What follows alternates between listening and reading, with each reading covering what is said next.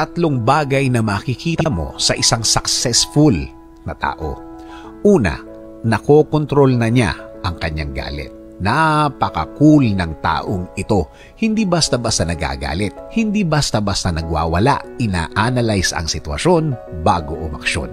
Pinag-iisipang mabuti. Nagdadasal para sa guidance mula sa Diyos at kahit kailan, hindi mo makikita sa kanya na nagmamaktol sa buhay. Hindi basta-basta naninisi ng tao.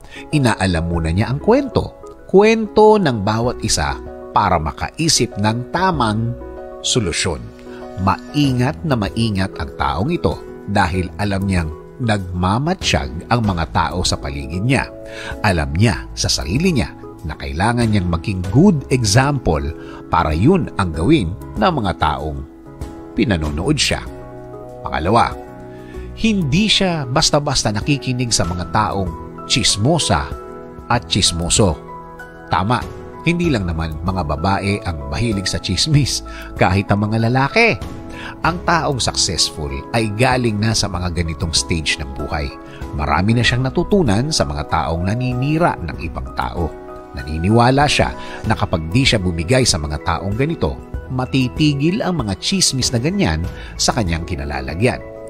Sa mga ganitong tao kasi, kapag natutunan mo silang patigilin, natitigil na kontrolin ka nila.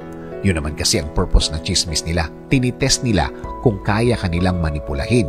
Kung kumagat ka, isang araw, ikaw na ang kanilang biktima. Kaya tama ang iwasan ng mga taong ito at huwag silang patulan. Iwasan sila ng permanente. Pangatlo, lagi silang handang makinig kahit kanino. Ito dapat ang matutunan natin. Ang handa palaging makinig kahit kanino. Ganyan kasi ang madalas na ginagawa ng isang tagumpay na tao. Alam nila na dapat may time na sila naman ang makikinig.